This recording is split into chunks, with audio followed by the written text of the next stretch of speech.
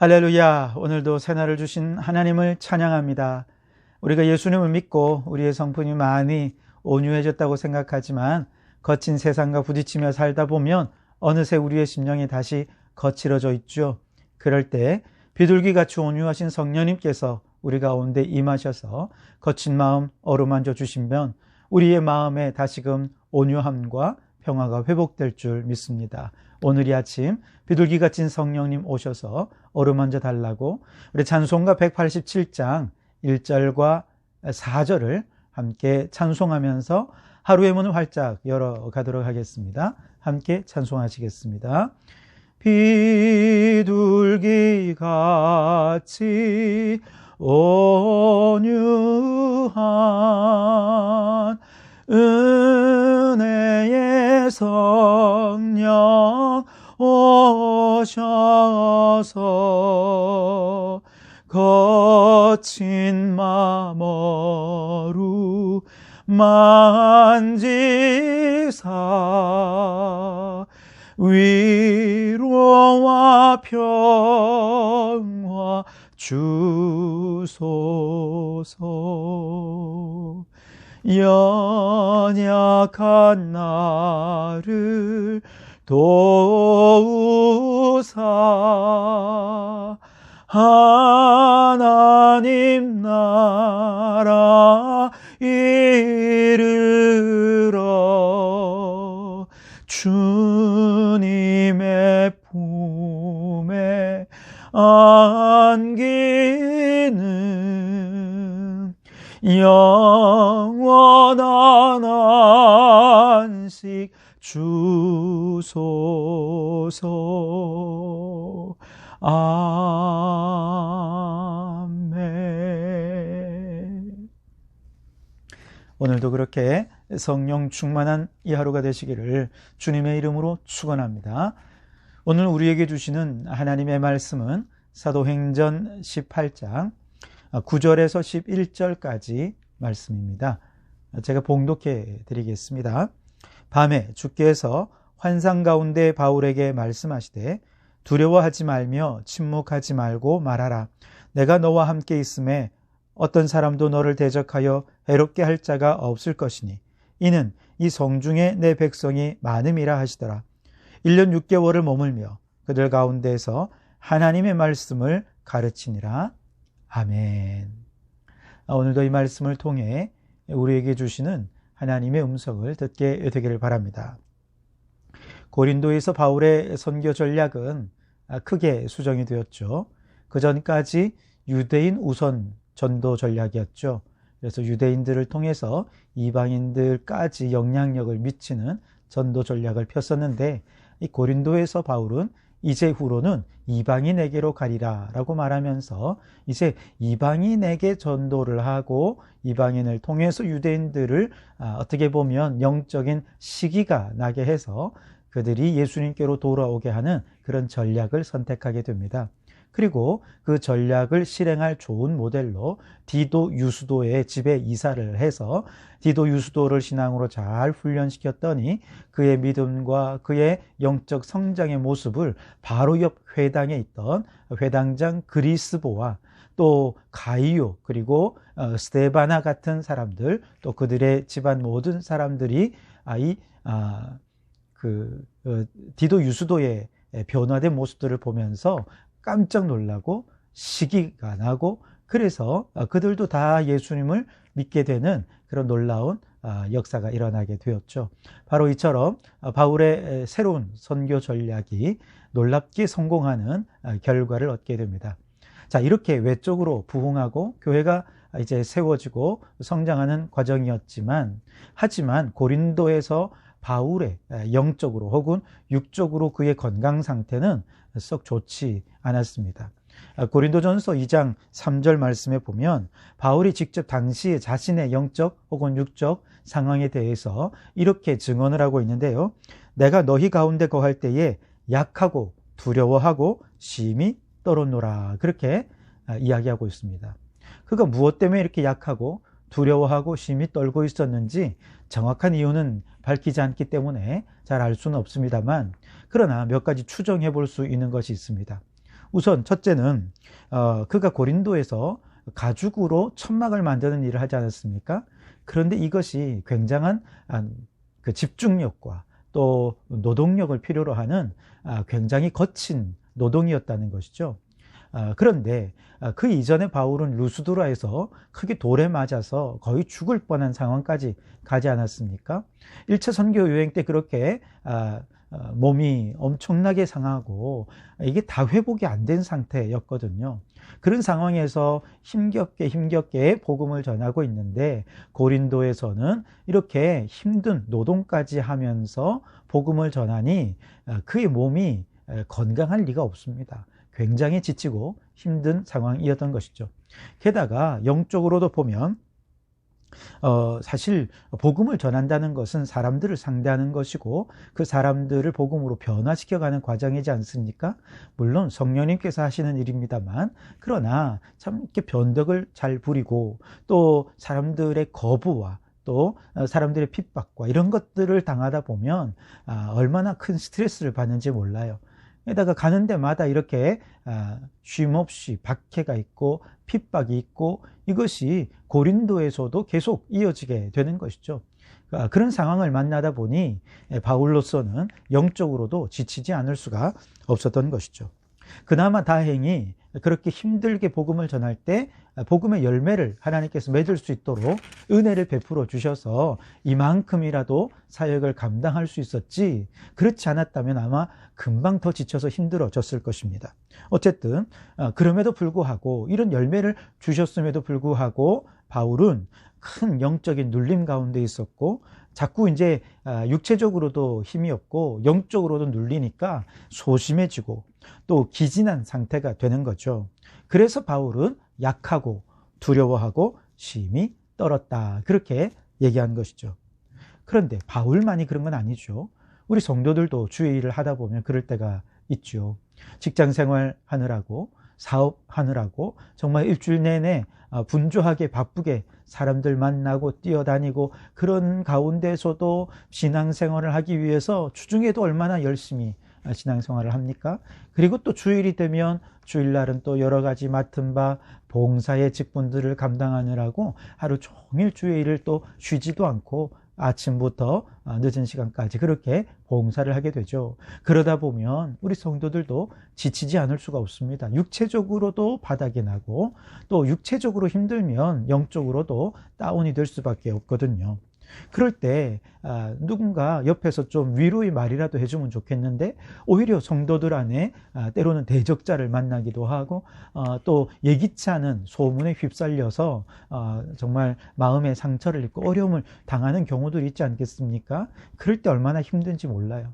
아무도 알아주는 사람 없고 혼자서 끙끙 앓고 있으면 영적으로 지칠 수밖에 없고 바울처럼 약해지고 두려워하고 심히 떨게 되는 그런 상황에 놓여지게 되는 것이죠.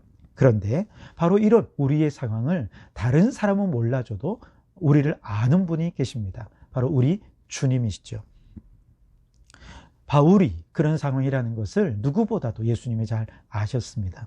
그래서 우리 주님께서 바울을 위로하고 격려하기 위해 환상 가운데 그를 만나 주셨습니다. 오늘 9절과 10절 말씀을 다시 한번 읽어드리겠습니다.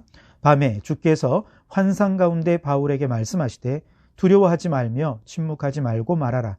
내가 너와 함께 있음에 어떤 사람도 너를 대적하여 해롭게 할 자가 없을 것이니 이는 성중에 내 백성이 많음이라 하시더라. 아멘. 주님께서 바울에게 직접 들려주신 이 격려의 말씀은 바울에게 정말로 큰 힘이 되었습니다. 그래서 11절 말씀에 보면 이 격려의 말씀에 힘입어서 그 이후에 1년 6개월 동안을 고린도에서 복음 사역을 잘 감당해 왔던 것을 보게 됩니다. 특별히 오늘 주신 이 주님의 위로와 격려의 말씀 가운데서 바울은 크게 두 가지 점에서 큰 힘을 얻게 되었는데요. 우선 첫째는 그 주님이 바울과 함께 하신다는 사실이었습니다. 10절을 다시 보시면 내가 너와 함께 있음에 그렇게 말씀하시죠. 여러분, 우리 주님은 영육간에 지치고 힘들어하는 우리 성도들과도 함께 하시며 그의 곁에 계시는 것을 믿으실 수 있기를 바랍니다. 다윗이 시편 23편 4절에서 내가 사망의 음침한 골짜기로 다닐지라도 해를 두려워하지 않을 것은 주께서 나와 함께 하심이라 고백했죠. 시편 27편 3절 말씀에도 군대가 나를 대적하여 진칠지라도 나는 오히려 안연하리로다. 그렇게 고백한 것은 모두가 다 하나님이 나와 함께 하신다는 믿음의 고백이 있었기 때문에 이러한 신앙의 고백이 가능할 수 있었던 것이죠. 마태복음 28장 20절 말씀에 우리 주님께서 오늘 우리들에게도 약속해 주셨습니다. 내가 세상 끝날까지 너희와 항상 함께 있으리라. 아멘. 우리가 하나님을 잘 섬기고 신앙생활 열심히 잘 할 때만 우리 주님께서 우리와 함께 하시느냐? 아니라는 거예요. 우리가 지치고 힘들고 낙심되어 예배도 때로는 건성으로 드리고 믿음이 바닥을 치고 있어서 기도도 제대로 안 나오고 신앙의 열심을 다 잃어버렸을 때에도 우리 하나님은 그와 함께 계시는 줄 믿습니다. 10절 말씀을 다시 보시면 우리 주님이 그때 우리와 함께 하신다면 아무도 우리를 해롭게 할 자가 없을 것이라고 약속해 주셨습니다. 해롭게 하는 자, 괴롭게 하는 자, 박해자, 대적자들이 우리에게서 사라져버린다. 그런 뜻이 아니고요. 그들은 우리를 공격해 올 것이고 박해를 가할 것이고 핍박을 가하게 되겠지만 그들이 아무리 대적하고 박해를 가한다 하더라도 그들의 모든 노력은 다 헛수고가 되고 말 것이다. 하나님이 그렇게 해 주시겠다고 약속해 주시는 것이죠. 그렇습니다. 우리 주님께서 오늘 우리와 함께 하신다면 우리를 둘러싼 모든 대적들, 눈에 보이는 대적이든 눈에 보이지 않는 영적 대적이든 혹은 우리의 마음속에서 나 자신을 공격하는 나 스스로이든 어떤 대적들이든 간에 그 모든 우리를 괴롭히는 박해의 시도들은 결국 다 수포로 돌아가게 될 것이고 우리 주님께서 반드시 우리를 지켜주시고 보호해 주셔서 마지막에 우리를 승리케 해 주실 줄 믿습니다. 그러므로 오늘 나와 함께 하시는 그 하나님으로 인해서 여러분 큰 위로와 격려를 받으시고 우리의 연약함 속에 더 뜨겁게 역사하시고 더 강하게 일하시는 하나님이 여러분의 삶 속에 드러나게 되기를 주님의 이름으로 축원합니다. 두 번째로 바울이 주님께로부터 격려받은 큰 격려의 말씀은 이 성중에 내 백성이 많다라고 하는 말씀입니다. 바울이 혼자가 아니라는 것이죠. 그와 같은 마음을 품고 같은 비전을 가지고 언제든지 바울이 넘어지지 않고 실패하지 않도록 그의 곁에서 돕고 주님의 마음으로 헌신하고 함께 동참할 수 있는 수많은 동력자들 우리 하나님께서 예비해 두셨으니 혼자 끙끙 앓지 말라는 것, 걱정하지 말라는 것입니다. 11절에 기록하고 있듯이 바울이 고린도에서 1년 6개월 동안을 머물면서 복음을 전했다 하는 것은 1년 6개월 동안 고린도에서 아무런 박해나 핍박이 없었다는 얘기가 아닙니다. 복음을 전하기에 너무 편한 상황이어서 1년 6개월 동안 복음을 잘 전했다? 그것도 아닙니다. 여러분 생각해 보세요. 정말로 뛰어난 건축가가 한 교회의 기초를 세운다고 했을 때 이렇게 1년 6개월 동안 기초만 세운다라고 한다면 이건 그만큼 건축의 환경이 어렵다는 것 아니겠습니까? 고린도 교회에 바울이 머물면서 이렇게 행한 1년 6개월 동안의 사역이 그만큼 힘들고 어려운 사역이었다는 거예요. 바울처럼 뛰어난 건축가도 1년 6개월이나 그곳에서 사역을 했었어야 할 정도로 어려운 상황이었다는 것이죠. 물론 고린도 전후서를 보면 고린도 교회 성도들이 다 착하고 협력하는 그런 성도들이 아니었잖아요. 서로 다투고 싸우고 아웅다웅하면서 그럼에도 불구하고 결국은 그들도 다 주님의 나라를 위해서 바울의 사역에 힘을 보태고 각자의 모습대로 한 마음으로 헌신하게 되어서 함께한 믿음의 동력자들이 되었다 하는 것이죠. 마치 여러분 장작불이 장작더미 속에 함께 있을 때는 뜨겁게 불타오르지만 장작더미를 벗어나는 순간 그 불이 그만 약해지고 때로는 꺼져버리고 마는 것처럼 우리가 지치고 힘들다고 예배를 포기하고 교회를 떠난다면 그것은 신앙의 불빛을 그만 약화시키는 결과를 낳고 말 것입니다. 내가 좀 더 회복되면 교회로 돌아오겠습니다. 그게 어려워요. 그게 정말 어렵습니다. 다시 교회 안에 들어와서 믿음의 동력자들, 우리 주님께서 이렇게 많은 백성을 우리에게 붙여주셨노라고 약속해 주신 대로 우리에게 붙여주신 믿음의 동력자들과 함께 할 때에 우리의 신앙의 빛은 이러니 저러니 해도 동력자들의 도움을 받아서 영적으로 성장할 수 있게 되는 것입니다. 그렇습니다, 여러분. 그 유명한 사도 바울도 이렇게 연약하고 두렵고 떨릴 정도로 정말 지치고 힘들 때가 있었습니다. 그러나 내가 연약할 때 우리 하나님은 가장 강하게 우리 가운데 일하시고 역사하실 때라는 사실을 믿으시기 바랍니다. 그리고 그 하나님을 더 굳게 의지하시고 붙잡으시기 바랍니다.